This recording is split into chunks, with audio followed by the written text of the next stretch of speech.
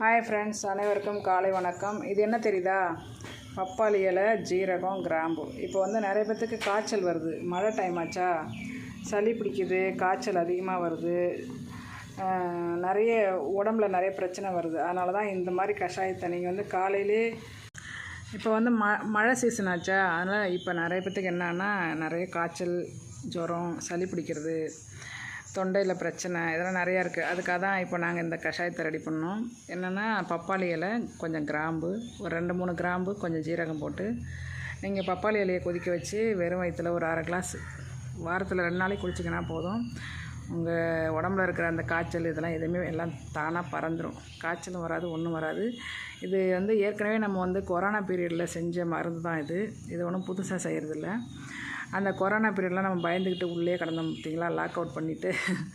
அப்போல்லாம் நாங்கள் பப்பாளி இலையை அரைச்சி வடிகட்டி சும்மாவே குடித்தோம். நல்ல கசப்பு. ஆனாலும் நாங்கள் அதெல்லாம் பார்க்குறதில்ல. என்ன உயிர் முக்கியம் இல்லை, உயிர் முக்கியம் இல்லையா? அப்போல்லாம் நாங்கள் என்ன பண்ணோம், பப்பாளி மரம் எங்கள் வீட்டில் இருந்துச்சு. இலையை பறித்து அரைச்சி வடிகட்டி சும்மா ஆளுக்கு ஒரு கிளாஸ் விட்டுகிட்டே இருக்கிறது தினமும் காலைல. அவ்வளோ சூப்பராக இருந்துச்சு உடம்பு. ஆனால் இப்போ அந்த கஷாயத்தெல்லாம் மறந்துட்டோம். அதுக்காக தான் இப்போ நம்ம மறுபடியும் இந்த பப்பாளி இலை தான் நம்ம நோய் எதிர்ப்பு சக்திக்கு நல்லது. ஜுரம் வராது, காய்ச்சல் வராது. பயன்படுத்தி பாருங்கள். உங்கள் குடும்பம் நல்லா ஆரோக்கியமாக இருக்கும். அடுத்த ஒரு வீடியோவில் சந்திக்கிறேன். நல்ல விஷயத்தில், நல்ல வீடியோவில்.